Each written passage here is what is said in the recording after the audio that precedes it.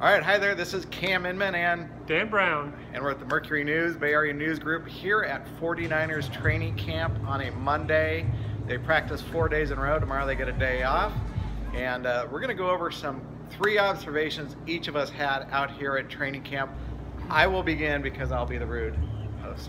The leadoff hitter. All right, leadoff hitter. My number 1 observation is this team needs John Lynch to shift from general manager to safety again, because the 49ers keep running out of safeties. Their top 3 safeties are all hurt now. Jimmie got hurt with a hamstring and a conditioning drill on Thursday. He's probably out for a couple more weeks. Reid twisted an ankle yesterday, day to day. And then today, Jaquiski Tartt, or Jock, I believe is what. Or Pop. Or Kyle Shanahan called him. Anyhow, Jaquiski Tartt, he hurt his rib today breaking up a pass about midway through practice. It took him 30 minutes to get from the field all the way to the locker room. I was watching him walk. He was walking very gingerly and slowly with the training staff, heading for x-rays, we believe, and we'll have an update on that probably tomorrow on Jaquiski Tartt. So obviously the 49ers are down at safety. They don't have many proven options: Vinny Sunseri, Don Jones, and then a couple of promising undrafted rookies, including Chancellor James and Lorenzo Drome. Dan? My observation, in spring training, you know, sometimes the pitching is ahead of the hitting. Right now, the defensive line is a million miles ahead of the offensive line. The defensive line is just blowing people up, whether it's in drills, whether it's in those 11-on-11 scrimmages.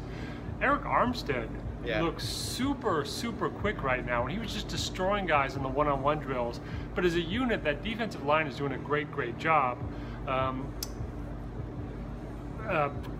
DeForest Buckner is lighting people up too. So what they wanted out of this defensive line, they're seeing it early in camp.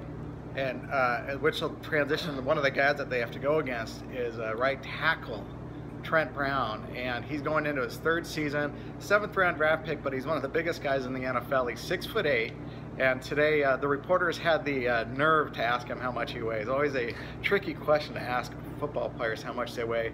But for Trent Brown, obviously that's been an issue for him because he is so big, and he proudly told us today he not only reached his goal coming into training camp, but he was under what they wanted him to be.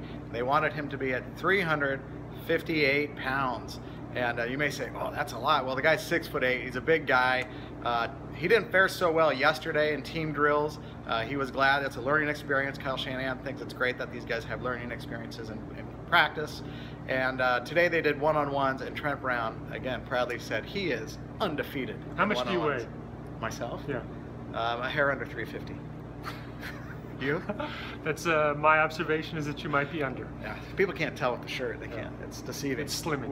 Yeah, exactly. All right, your next observation. My observation is, and this is a result of the safeties being out, but this 49ers offense is being aggressive. They're attacking. We think of Brian Hoyer as this caretaker kind of game manager type quarterback, but he's taking his shots downfield. They're going for the deep ball.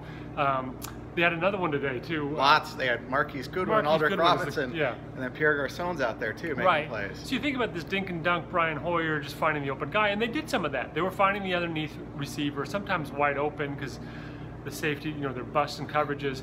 But I think it's interesting to know how aggressive and how attacking they are, and that's from Shanahan. Yeah, and I will say, kind of playing off some of the defense stuff here.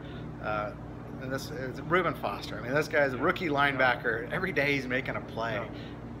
Now, he's doing so on the 3rd string defense, okay? And he's intercepting a rookie quarterback in Nick Mullins. So it's like, hold the brakes a little bit here.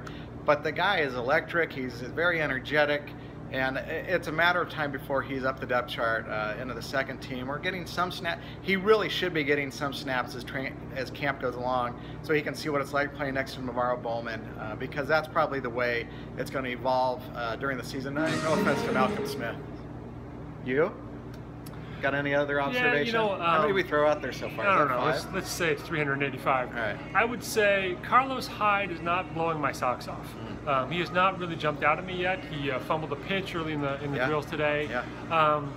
I think that's something to watch as this camp goes on. Is this guy the entrenched, dominant #1 running back, or is this guy kind of leaving the door open for some of the other guys on the roster to get some time? They did let Tim Hightower take the first snap at running back today. Maybe that's just a nod to the veteran right there, or to say, hey, Carlos, let's get going. But nobody said anything bad about Carlos Hyde for like the first few days. Everybody's just praised how good a shape he's in. But like we said, the camp's just beginning, and so we try not to make too many assumptions, but these have been our observations. Count them up as you will. But 49ers have tomorrow off, and unless Dan's chiming in, I don't think we're going to be doing an observations from no training camp tomorrow. Then they get back at it on Wednesday, and they'll be doing more specific drills such as goal line, blitz pickup, which is my favorite one, where you have running backs going one-on-one with linebackers. And anyhow, that's it here from 49ers training camp.